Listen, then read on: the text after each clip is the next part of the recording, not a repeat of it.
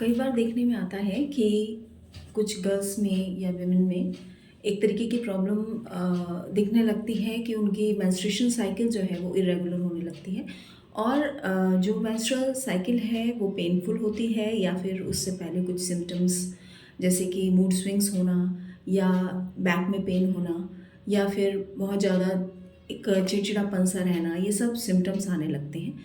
और साथ में ही कि पर मंथ जो है उनका मेंस्ट्रुएशन नहीं आता है, बीच में गैप हो जाता है।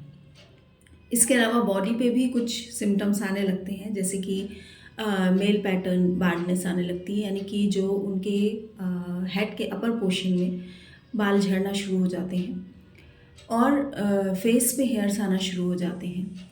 तो या फिर उनका वेट गेन बहुत ज़्यादा हो जाता है, मतलब एकदम से बहुत ज़्यादा देखने को आएगा कि उनका वेट बहुत ज़्यादा बढ़ गया है। तो ये सारी चीज़ें, और वो वेट मैनेज नहीं होता ईज़िली। तो ये अगर इस तरीके के सिम्पटम्स किसी गर्ल में दिख रहे हैं या विमेन में दिख रहे हैं, तो इट मीन्स कि कुछ हार्मोनल चेंजेस हो चुके हैं बॉडी में जो कि नॉर्मल नहीं है।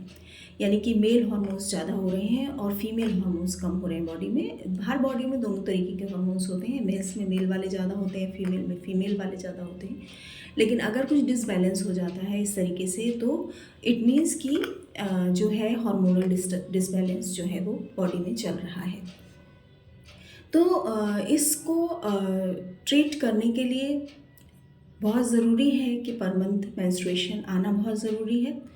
तो उसके लिए आपको किसी गायनी से मिलना चाहिए, किसी एक्सपर्ट की राय लेनी चाहिए, और अगर कोई मेडिकेशंस की ज़रूरत है तो वो भी करना चाहिए। साथ में सिर्फ मेडिकेशन करने से वो प्रॉब्लम सॉल्व नहीं होगी, क्योंकि अगर वही पैटर्न जो आप लाइफस्टाइल जी रहे हैं या जिस तरीके का खाना आप खा रहे हैं उसी तरीके का अगर खाते रहेंगे तो वो प्रॉब्लम जल्दी सॉल्व नहीं होगी और वो आपको हर मंथ वो प्रॉब्लम क्रिएट होगी और आप बहुत लंबे समय तक उस प्रॉब्लम को झेलते रहेंगे। प्लस इनफर्टिलिटी भी कॉज हो सकती है, यानी कि अगर कोई गर्ल है तो आगे उसको कंसीव करने में भी प्रॉब्लम आएगी।